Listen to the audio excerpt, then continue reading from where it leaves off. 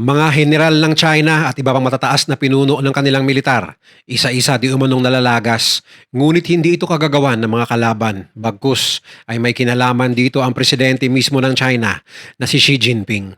Paano ito nangyari? Samantala, inilabas na ng China ang bago nilang pambato sa karagatan na magiging pinakamalaking amphibious assault ship sa buong mundo. Ganon din ang kanilang pinakabagong 6th generation fighter jets na pinaniniwalaang may stealth capability o mahirap itong madetect ng radar dahil sa disenyo, hugis at materyales na ginamit sa katawan nito. Ito na nga ba ang hudyat na tuluyan ng mauungusan ng China ang US sa larangan ng naval at air forces? Dahil dito ay naglabas na rin ng bagong military budget ang Japan na pinakamalaki sa kanilang kasaysayan dahil sa banta ng China at North Korea sa rehiyon. Kasabay ang pagdevelop nila ng makabagong 6th generation military aircraft kasama ng UK at Italy. Ito na nga ba ang magiging hudyat ng paghamon ng Japan sa lakas ng China para sa labanan ng military domination sa buong Asia? Yan ang pag-uusapan natin ngayon dito lang sa Mr. Goodbye! Absent ang apat na kilala at respetadong general ng PLA o People's Liberation Army ng China sa ginanap na seremonya na dinaluhan ng mga matataas na opisyal ng CCP at pinangunahan ni Chinese President Xi Jinping. Dahil dito ay iba't ibang spekulasyon ang lumabas na may nagaganap na power struggle sa pamunuan ng CCP, lalo na pagdating sa kanilang militar. Kasabay ng okasyon ay ang pag-anunsyo ng promotion ni Chen Hui bilang bagong general at political commissar ng Army ayon sa isang ulat ng Voice of America. Kaya't maraming mamamayan at foreign experts ang nagtataka kung ano ang nangyari at biglang nawala sa naturang seremonya ang apat na general na dati ay laging nasa tabi ng Chinese President sa mga mahalagang event. Ang mga ito ay ang Army Political Commissar na si Qin Shutong, Army Commander Li Chamong, Navy Political Commissar Yuan Huazi at Police Commander Wan Chuning.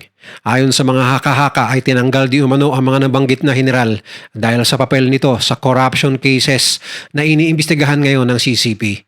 Ito ay dahil may ugnayan ng mga general na ito sa isang dating mataas din na opisyal ng militar na nasa sentro ng malakihang corruption case sa bansa na si Miao Hua. Kaya walang sinayang ang pamunuan ng CCP kundi alisin din sila sa posisyon ng agaran. Pero marami ang naniniwala na mayroong mas malalim na dahilan sa kanilang biglaang pagkakatanggal sa pwesto bukod sa korupsyon. At marahil ay may kinalaman ito sa loyalty ng mga nasabing opisyal kay Xi Jinping at ang constant na power struggle sa loob ng CCP. Ayon sa ulat ng ORF o Observer Research Foundation na ang China ay may kinakaharap na hamon sa larangan ng economic at social issues sa loob at labas ng bansa. Ngunit ayon sa kanila, imbis na gumawa ang CCP at si President Xi Jinping ng mga hakbang upang harapin at masolusyonan ang mga problemang ito, ayon sa ORF, ay mas nakafocus silang labanan ang mga tinuturing nilang banta sa kanilang liderato, mapalabas man o loob ng China. Kaya madalas nating naririnig ang salitang anti-corruption at internal purification sa kanilang mga speech na ayon sa mga eksperto ay isang strategy na matagal nang ginagamit ng kahit mga sinaunang ruler ng ancient dynasty sa China, maging sa mga kaharian sa Europa. Nasa oras ng mga malalaking problema ay pinapalabas nilang may gustong sumira sa kanilang liderato, maging sa sarili nila mga tauhan, upang dito maibaling ang pansin ng mga tao nilang nasasakupan, kaysa sa mga tunay na problema ng bansa o kaharian. Sa katunayan ay 80 general na ang naalis sa pwesto simula noong 2012 nang pinalakas ng China ang kanilang anti-corruption campaign na siyang pinakamaraming natanggal na opisyal ng militar ng kahit anumang bansa sa loob lamang ng 12 taon. O may average na 7 general bawat taon ang sinisibak sa pwesto. Pero ayon naman sa ibang foreign observers, may ilan talagang opisyal na nasangkot sa korupsyon sa China. Pero ang iba di umano sa kanila ay hindi pa napapatunayang may kasalanan, kundi ang pagsuway lamang sa kagustuhan ng Pangulo o ang pagiging banta sa kanyang posisyon dahil sa paglakas ng impluensya nito. Ang mahirap nga lang ay kadalasan hindi na ipapublish ang totoong resulta ng investigasyon laban sa mga general na ito o kaya naman hindi sila nabigyan ng tamang tsansang maipagtanggol ng kanilang mga sarili ayon pa sa mga eksperto. Ngunit sa kabila ng mga isyu na ito na kinakaharap ng mga matataas na opisyal ng Chinese military, ay wala pa ring makakapigil sa paglakas ng kanilang hukbo maging sa larangan man ng Navy na tinuturing na ngayong pinakamalaki sa buong mundo at sa kanilang Air Force na walang dudang may kakayahang humamon sa lakas ng US Air Force. Yan ay dahil naglabas ang China ng kanilang pinakabagong Type 76 amphibious assault warship na Sichuan base sa pangalan ng isang probinsya sa China na siyang magiging pinakamalaking assault ship sa buong mundo. Dahil dito, mas lalong sinimento ng China ang pagiging pinakamalaking navy. Sa bigat na 40,000 tons at may flight deck na katumbas ng 3 football o soccer fields. Kayang-kaya di umano nitong magbitbit ng mga fighter jet, helicopter at drones upang lalong mapalakas ang kapasidad ng Chinese Navy na mag-conduct ng operasyon kahit sa malalayong karagatan. Sinimulan itong i-construct sa isang top secret ship factory sa China Enero nitong taon. May haba itong 850 feet at lapad na 170 feet. Subalit mas maliit ito kaysa Fujian, ang pinakabagong aircraft carrier ng People's Liberation Army. Armado rin ito ng mga makabagong teknolohiya at defense system, maging ang isang electromagnetic catapult na pinagmamalaki nila dahil makabago itong teknolohiya kumpara sa steam catapult na ginagamit pa rin ng US Navy sa kanilang mga aircraft carrier. Dahil dito, bagamat mas maliit ito kaysa full-size aircraft carrier na makikita natin sa US Navy, may kakayahan itong magpalipad ng fixed-wing aircrafts na dati ay kaya lamang gawin ng isang full-fledged aircraft carrier. Ayon sa isang British military expert, ito ay bago at innovative technology na wala pang Navy sa mundo ang nakakagawa. Ayon sa mga designers nito, ang primary purpose ng Sichuan ay magdala ng unmanned drones at helicopters. Meron itong tinatawag na Arister technology na magbibigay sa kanya ng kapasidad na magpa-landing din ng mga Chinese fighter jet tulad na rin ng isang aircraft carrier. Ang Sichuan ay isa pa lang sa maraming ganitong uri ng barko na gagawin ng China sa mga darating na taon. Pero ang target talaga nila sa barkong ito para sa hinaharap ay maging full-time drone carrier kung saan kilala ang Chinese military na may libu-libong unmanned drones na handang sumabak sa laban anumang oras. Bukod dito ay naiulat din na abala ang kanilang military shipyard sa paggawa ng kauna-unahan nilang nuclear-powered aircraft carrier na ipangtatapat nila sa US Navy na meron ng 11 nuclear-powered carriers. Kaya walang duda na lalong pinapaigting ng China ang kanilang naval capability bilang paghahanda sa invasion sa Taiwan at pakikipagtunggali sa US Navy sa hinaharap ayon sa mga eksperto. Hindi pa dito tumigil ang pag-flex ng China ng kanilang bagong mga armas dahil kamakailan lamang ay namataan naman ang 2 makabagong fighter jets sa syudad ng Chengdu na pinaniniwala ang 6th generation stealth fighter jets. Matagal nang may spekulasyon na may dinidevelop ang China na ganitong klaseng eroplano. Ngunit sa pagkakataong ito ay tila pinakilala na nila ito sa mundo dahil halatang sinadya nilang paliparin ito sa mataong syudad upang malaman ng buong mundo ang kanilang pinakabagong pambatong armas. Bagamat hindi pa kinukumpirma ng Chinese military authorities ang naturang eroplano, kumalat na ito agad sa internet at marami ang namangha sa itsura nito na walang makikitang nakausling buntot o vertical stabilizers tulad ng typical na fighter jets o eroplano. Bahagi ito ng disenyo upang mapanatili ang stealth capabilities nito na ayon sa mga aircraft enthusiast na malamang ay pinapatakbo ng computer ang stabilidad nito sa himpapawid.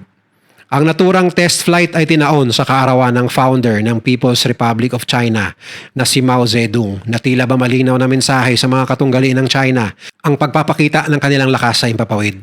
Ayon sa mga eksperto, tila ba gustong iparating ng China na handa silang higitan ang US Air Force bukod sa Navy na sila na ang tinaguriang pinakamalaki ngayon sa buong mundo.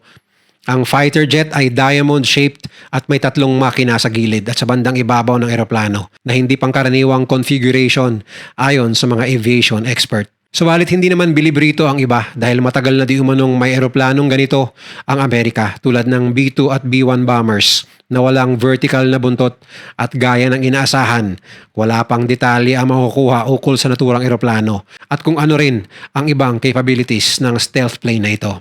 Pero isa lang ang malinaw sa lahat na hindi tumitigil ang China sa paggawa ng makabagong kagamitan at armas upang maungusan ng US bilang pinakamalakas na militar sa buong mundo. Pero ang tanong, mangyayari nga ba ito?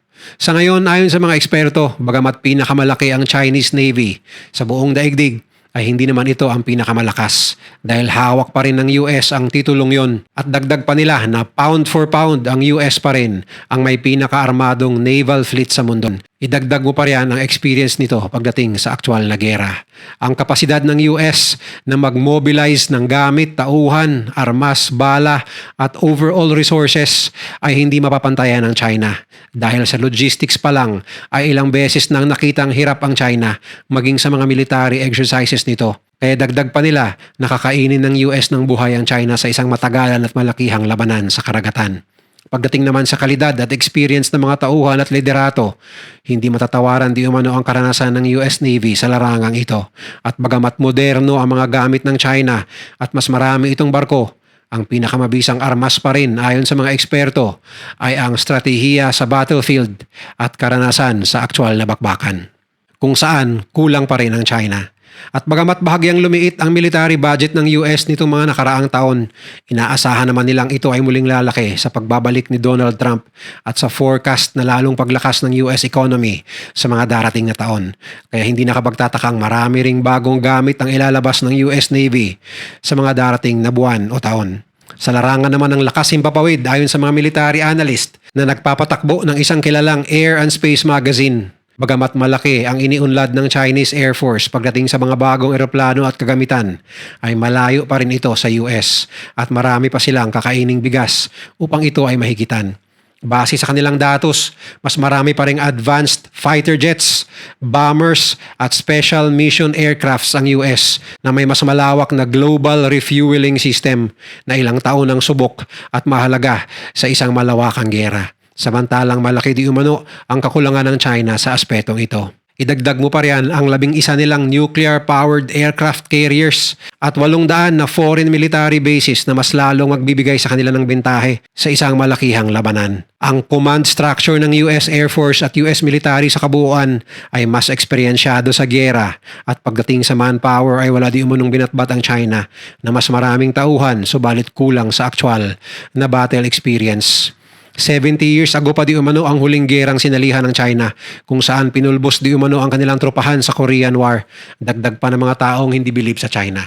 Ngunit hindi lamang China at US ang nagpapaigting ng kanilang puwersa sa kasalukuyan dahil ang matagal nang nananahimik na Japanese military ay pinapalakas din ang kanilang puwersa militar. Sa katunayan ay inapurbahan ng Japanese cabinet ang pinakamalaking defense budget sa kasaysayan ng Japan na 8.7 trillion yen o $55.13 billion bilang bahagi ng Japan Defense Build-Up Program at ito ay kanilang dadagdagan taon-taon hanggang 2030 upang lalong palakasin ang kanilang puwersa militar dahil sa banta ng China at North Korea. Patunay lamang na seryoso talaga ang Japan at hindi ito magpapatalo sa China dahil sa unang beses sa kanilang kasaysayan ay umabot o lumampas pa ng 8 trillion yen ang kanilang defense budget. Gagamitin di umano ng Japan ang pera sa paggawa ng mas malalakas na surface-to-air missiles, anti-ship missiles, submarine-launched guided missiles, at high-velocity missiles para sa depensa ng kanilang mga isla, maging ang mga makabagong hypersonic missile na kayang umabot ng mahabang distansya bilang bahagi ng kanilang offensive strategy laban sa sinumang external threat na nasa malayong lugar. Matatandaang matagal na ring pinagbawal sa Japan ang paggawa ng mga armas panggera bilang tugon sa kanilang mapait na kasaysayan ng war crimes noong World War II. Ngunit binali nila ito sa pag-usbong ng banta mula China at North Korea. Bukod sa local production ng armas, papaigtingin rin ng Japan ang pagbili nila ng eroplano mula Amerika, mga Joint Strike Missile at mga unmanned aerial vehicle bilang bahagi ng kanilang domestic at overseas strike force. Plano rin nilang gumawa at magpalipad ng makabagong military satellites upang paigtingin ng kanilang defense at strike capabilities sa mas malawak na rehiyon. Nakikipagtulungan na rin ang Japan sa ibang bansa tulad ng UK, Spain at Italy upang mag-manufacture ng makabagong unmanned warships at ang kanilang 6th generation stealth fighter jets project kasama ang UK at France na ayon sa mga eksperto ay tsak na hahamon sa mga makabagong eroplano na inilabas ng China. Sa mahabang panahon ay tila tinalikuran ng Japan ang digmaan dahil sa mapait kanilang naging karanasan at sa mga kasalanan nilang nagawa noong World War II. Subalit sa pag-usbong ng China at North Korea ayon sa mga eksperto ay kinailangan ng kumilos ng Japan kung hindi ay lalamunin sila ng buhay ng dalawang bansang ito. Bukod sa pag-aarma ay mas pinatibay pa nila ang pakikipag-partner sa US sa pagpayag nila na manatili pa sa Japan ang 120 military bases ng US at upang mas lalo mapalakas ang kanilang alyansa sa Asia ay kinalimutan ng South Korea at Japan ang kanilang nakaraan upang bumuo ng military partnership na hahamon sa China at North Korea sa Asia. At marami ang natutuwa sa partnership na ito lalo na yung mga maliliit na bansa tulad ng Pilipinas na patuloy pa ring may girian sa China sa mga isla na inaangkin ng mas malaki at higanting bansa na pasok naman sa baluarte ng Pilipinas. Kaya sana nga ay patuloy ang paglakas ng Japan at patuloy ang paglakas ng alyansa nila ng South Korea at US nang sa ganon ay may papalag sa paghahari-harian ng China sa Asia at sa buong mundo.